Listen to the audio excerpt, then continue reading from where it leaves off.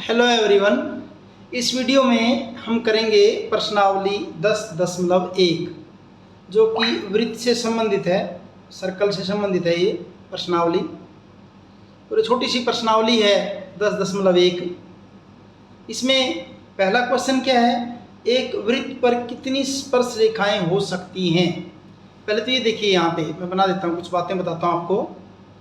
मान लीजिए ये आपका वृत्त है और ये इसका केंद्र है, तो और ऐसी ये रेखा, ये क्या वृत्त को स्पर्श करके जा रही है, ये इसकी स्पर्श रेखा है। ये क्या है, स्पर्श रेखा। स्पर्श रेखा ये जो बिंदु है, मान लीजिए ये केंद्र है इसका O, ये बिंदु P है। इस बिंदु P को कहते हैं हम स्पर्श बिंदु। स्पर्श बिंदु। और कोई एक रेखा ऐसी भी हो सकती है, जैसे ये इसमें से ऐसे चली जाए, जो वृत्त को दो बिंदुओं पर काट रही है। इस ऐसी रेखा को हम कहते हैं छेदक रेखा। छेदक रेखा है ये आपकी। और एक कोई ऐसी भी रेखा हो सकती है जिसका वृत्त से कोई संबंध ना हो, ये बिल्कुल अलग से होगी इसकी। तो वृत्त का और किसी एक रेखा का संबंध किस प्रकार हो सकता है, वो उसकी स्पर्श रेखा हो सकती है, वो उसकी छेदक रेखा हो सकती है, और वो उस वृत्त से बाहर हो सकती है जिसका वृत्त के साथ कोई लेना देना नहीं है। अब क्वेश्चन क्या था कि एक वृत्त के ऊपर कितनी स्पर्श रेखाएं खींच सकते हैं। अब स्पर्श रेखा तो हमें किसी एक बिंदु पर खींचनी होती है, तो जबकि वृत्त के ऊपर कितने सारे बिंदु होते हैं, असंख्य बिंदु होते हैं, बहुत सारे बिंदु, बहुत सारे बिंदु, बहुत असंख्य बिंदु होते हैं। और हर एक बिंदु पर हम क्या कर सकते हैं, कोई स्पर्श रेखा खींच सकते हैं। इसलिए एक वृत्त पर कितनी स्पर्श रेखाएं खींच सकते हैं, इसका आंसर क्या होगा, एक वृत्त पर अनंत स्पर्श रेखाएं हो सकती हैं। आंसर में क्या होगा, एक वृत्त पर असंख्य स्पर्श रेखाएं हो सकती हैं। और असंख्य स्पर्श रेखाएं क्यों हो सकती हैं, क्योंकि रीजन बताएंगे इसका। क्योंकि एक वृत्त में, एक वृत्त पर कहेंगे, बल्कि एक वृत्त पर असंख्य बिंदु होते हैं। असंख्य बिंदु होते हैं और हर एक बिंदु पर स्पर्श रेखा खींची जा सकती है। और हर एक बिंदु पर स्पर्श रेखा खींची जा सकती है। ये इसका आंसर है, फुल है, कंप्लीट है, सफिशिएंट है, और कुछ नहीं लिखना है इसमें। अब देखते हैं इसका दूसरा क्वेश्चन। दूसरा क्वेश्चन क्या है, रिक्त स्थानों की पूर्ति कीजिए। किसी वृत्त की स्पर्श रेखा उसे डैश बिंदुओं पर प्रतिच्छेद करती है। वो तो अभी देखा हमने, क्या स्पर्श रेखा तो क्या करेगी, किसी वृत्त को सिर्फ एक ही बिंदु पर प्रतिच्छेद करेगी, एक ही बिंदु पर, भाई सिर्फ एक बिंदु पर, ये स्पर्श रेखा है। तो इसका आंसर क्या आ जाएगा, किसी वृत्त की स्पर्श रेखा उसे, बहुत सारे बिंदु नहीं, सिर्फ क्या है, एक बिंदुओं के बजाय बिंदु होगा, पर प्रतिच्छेद करती है, बस यही है। दूसरा, वृत्त को दो बिंदुओं पर प्रतिच्छेद करने वाली रेखा को डैश कहते हैं। वो मैंने बताया था यहीं आपको, फिर देख लीजिए। कोई रेखा वृत्त को दो बिंदुओं पर काट रही है, और अगर दो बिंदुओं पर काट रही है ऐसी रेखा को हम क्या कहते हैं, छेदक रेखा। तो इसके खाली स्थान में क्या आ जाएगा, छेदक रेखा। छेदक रेखा। तीसरा, एक वृत्त की समांतर स्पर्श रेखाएं हो सकती हैं। एक वृत्त की समांतर स्पर्श रेखाएं, उसको ऐसे देखिए आप। मान लीजिए ये एक वृत्त है और ये इसका क्या है, व्यास है। ये यहाँ पे केंद्र है, ये व्यास है। समांतर स्पर्श रेखा तो कैसे खींचेंगे, इस व्यास के दोनों तरफ खींच दीजिए ऐसे, एक इस तरफ खींचेगी, एक इस तरफ खींचेगी, और कोई खींच ही नहीं सकती। तो समांतर स्पर्श रेखाओं की संख्या ज़्यादा से ज़्यादा कितनी हो सकती है भाई, 2 हो सकती है। तो एक वृत्त की 2 समांतर स्पर्श रेखाएं हो सकती हैं, एक वृत्त की 2 समांतर स्पर्श रेखाएं हो सकती हैं, ठीक है। अब चौथा खालिस्तान, क्या चौथा, इसका आंसर वैसे पहले बता दिया मैंने। वृत्त तथा उसकी स्पर्श रेखा के उभयनिष्ठ बिंदु को कहते हैं। वृत्त और स्पर्श रेखा का इकट्ठा बिंदु, जैसे यही था, ये वृत्त है, ये तो वृत्त है, और ये स्पर्श रेखा, और ये बिंदु क्या कहलाता है, यहाँ लिखा था मैंने क्या आपका, ये स्पर्श बिंदु। तो उस बिंदु, उभयनिष्ठ बिंदु, दोनों का उभयनिष्ठ बिंदु, उसको क्या कहेंगे, स्पर्श बिंदु। ये होगा आपका स्पर्श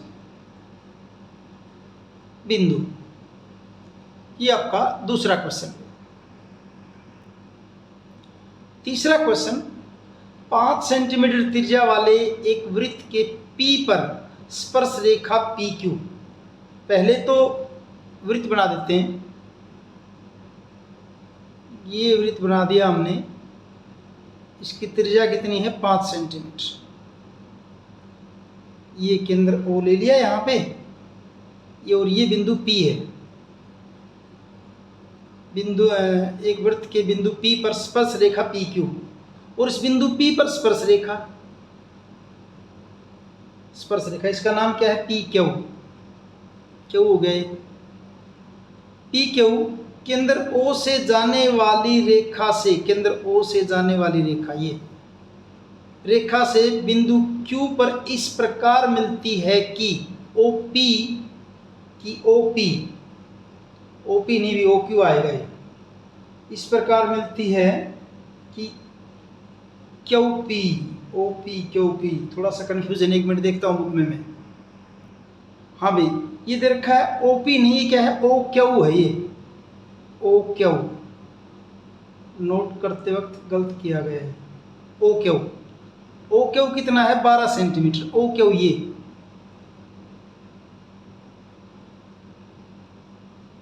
ये आपका कितना है, 12 सेंटीमीटर, और त्रिज्या दे रखी थी कितनी, ये त्रिज्या है OP, ये कितनी है, 5 सेंटीमीटर, 5 सेंटीमीटर है। तो करना क्या है, PQ की लंबाई बताइए, PQ है यहाँ पे, इस PQ की लंबाई हमने बतानी है। अब यहाँ देखिए, जो थ्योरम हमने इस चैप्टर को स्टार्ट करने से पहले बता रखी, उसमें क्या कर रखा है कि आपकी त्रिज्या जो है स्पर्श रेखा पर लंब होती है, त्रिज्या है, और ये स्पर्श रेखा, तो ये इसके ऊपर क्या होती है, लंब होती है, यानी ये कोण कितने का होगा, 90 डिग्री का। अगर ये 90 डिग्री का होगा, इसका मतलब त्रिभुज OPQ क्या होगी, आपकी समकोण त्रिभुज हो गई है, और समकोण के सामने वाली भुजा क्या हो जाएगी आपकी, ये 12 सेंटीमीटर, ये कर्ण हो जाएगा। इन दोनों में से एक को हम लंब कह दें, एक को आधार कह दें, उससे कोई फर्क नहीं पड़ता, एक्चुअल में समकोण वाले वाली भुजाएं होती हैं। तो पहले तो ये कहेंगे कि OP कोण P जो है 90 डिग्री का है, यहाँ पे कोण P कितने का है, 90 डिग्री का है। क्यों है भाई, 90 डिग्री का कोण क्यों है, इसका रीजन क्या लिखेंगे हम, त्रिज्या स्पर्श रेखा पर लंब होती है, त्रिज्या स्पर्श रेखा पर लंब होती है, ठीक भाई। अब त्रिभुज में आ जाए, त्रिभुज, समकोण त्रिभुज OPQ में, समकोण त्रिभुज OPQ में आपको निकालना क्या है, हमें निकालना है, पाइथागोरस सूत्र का प्रयोग करेंगे, पाइथागोरस सूत्र का प्रयोग करेंगे, में पाइथागोरस प्रमेय से क्या होगा, कर्ण का वर्ग बराबर आधार का वर्ग प्लस लंब का वर्ग, क्या, कर्ण, कर्ण यहाँ पे क्या है, OQ का वर्ग, क्या कर देंगे, OP का वर्ग प्लस PQ का वर्ग।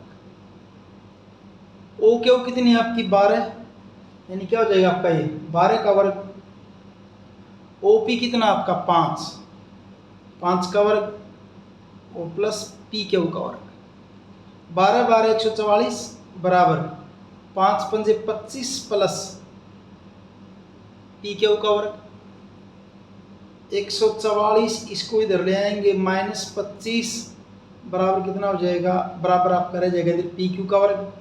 144 में से 25 घटाओगे तो कितना बचेगा आपका 119 बराबर PQ का वर्ग। यही कह दें कि PQ का वर्ग बराबर कितना 119, और अगर वर्गमूल लेंगे दोनों साइड तो PQ बराबर क्या हो जाएगा वर्गमूल 119 सेंटीमीटर।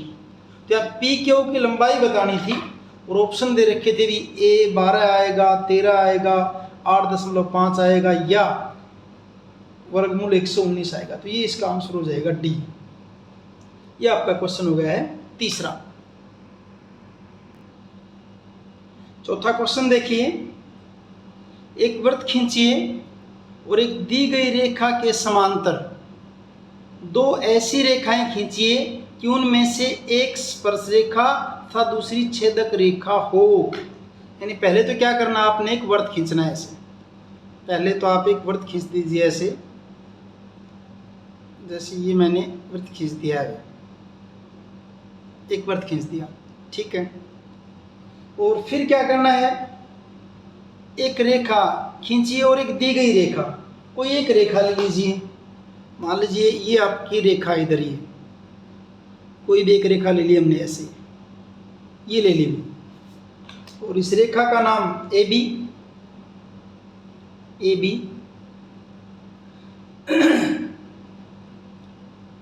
इस AB रेखा AB के समांतर दो ऐसी रेखाएं खींची, उनमें से एक स्पर्श रेखा हो इस वृत्त की और एक छेदक रेखा हो जाए।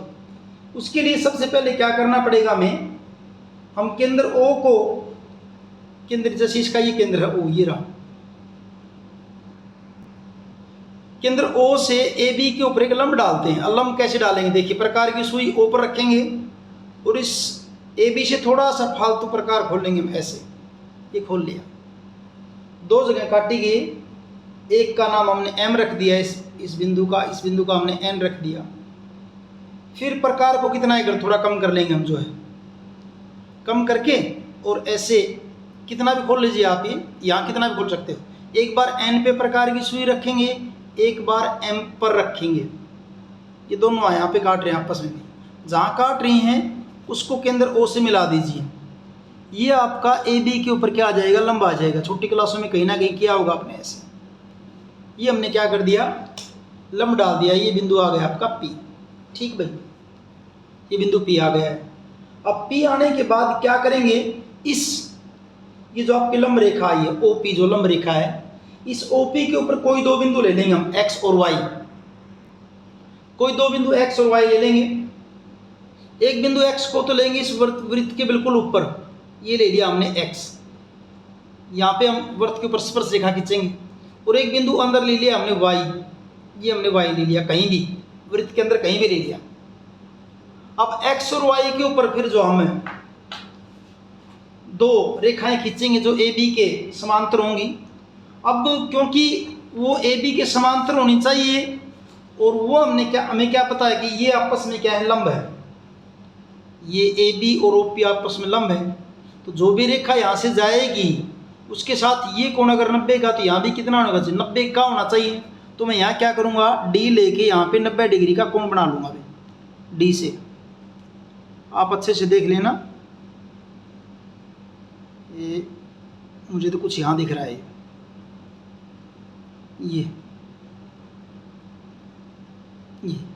ये 90 का कोण आ गया यहाँ पे भी, ये पॉइंट ले लिया हमने, और इस पॉइंट से फिर एक ये रेखा खींच देंगे ऐसे। ये रेखा आपकी क्या होगी, ये खींच दी गई, X से गई है, इसका नाम रख दिया आपने CD रख दिया, ये बन जाएगी आपकी स्पर्श रेखा X पे AB के समांतर। अब Y से छेदक रेखा खींचनी है तो Y के ऊपर भी होनी चाहिए समांतर, तो Y पर भी हम 90 डिग्री का कोण बना देने के लंब बना देंगे। Y पर भी हम क्या कर देंगे, 90 डिग्री का कोण बना देंगे। ये आपका वाई है पॉइंट और ये 90 डिग्री, यहाँ पे हो गया 90। इसको मिला दीजिए ऐसे, ये वाई में से जाने वाली हो जाएगी आपकी ए बी के समांतर, लेकिन ये आपकी क्या हो जाएगी, छेदक रेखा हो जाएगी। इसका नाम है आपका ई एफ, ये ई और एफ। तो हमने दो रेखाएं सी डी और ई एफ खींच दी हैं जो ए बी के समांतर हैं, और इस वृत्त के ऊपर एक आपकी क्या है, स्पर्श रेखा, और एक क्या आपकी छेदक रेखा है। चाहो तो मैं इसके अंदर रचना के चरण भी लिख सकते हैं, क्या लिख देता हूँ। देखिए रचना में क्या क्या किया हमने। एक वृत्त बनाया, कोई भी ले लेना अपनी मर्जी से। एक वृत्त बनाया जिसका केंद्र O है, जिसका केंद्र O है, और ए बी दी गई रेखा है, ए बी, ये ए बी दी गई रेखा, इसके समांतर हमने छेदक रेखा और स्पर्श रेखा दो खींचनी है। भी पहला काम तो क्या करेंगे, O को केंद्र मानकर ए बी के ऊपर OP लंब खींचेंगे। O को केंद्र मानकर, O को केंद्र मानकर OP लंब AB खींचा, ये खींच दिया। अभी इस खींचने के बाद क्या करेंगे, OP के ऊपर दो बिंदु x और y ले लेंगे। इस OP के ऊपर दो बिंदु, OP पर दो बिंदु x y लिए, ले लिए। उसके बाद अगला स्टेप क्या किया था, x से AB के समांतर रेखा खींची, और y से x से होते हुए, x से कौन सी की, CD